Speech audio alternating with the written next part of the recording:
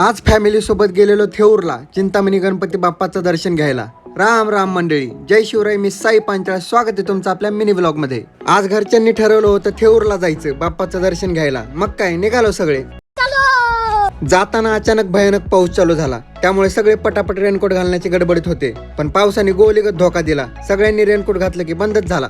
ये भगवान क्या जुलूम है. आमच्या सोबत दाजी पण होते, पण ते पुढे होते आमच्यापेक्षा. त्यांची गाडी लई सुपरफास्ट पळत होती. आमच्यातले 2 जण मागेच राहिले होते आणि भलत्याच जागी जाऊन पोहोचले होते. सांगतो थांबा. मग पोहोचलो आम्ही मंदिरात. एकदम भारी वाटत होतं. गर्दी पण भरपूर होती. मग आम्ही लाईन मध्ये थांबलेलो.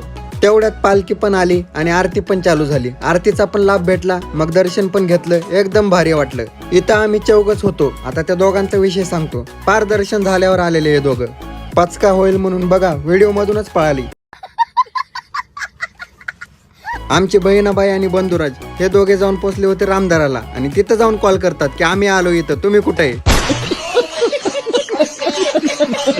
आणि आम्ही आलेलो इकडे थेऊरला. आम्हाला दोन्हीपैकी एक ठिकाणी जायचं होतं. तिला वाटलं की रामदाराला जायचं म्हणून ते तिकडे जाऊन पोहोचलेले. गोड गैरसमज झाला होता तिचा. वाह दीदी, वाह दीदी. नहीं दीदी, वाह दीदी.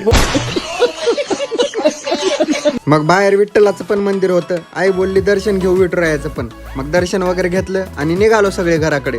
व्लॉग आवडल्यास नक्की लाईक कमेंट करा. फॉलो करायला तर अजिबात विसरू नका मित्रांनो. भेटूया पुढच्या व्लॉग मध्ये. जय महाराष्ट्र.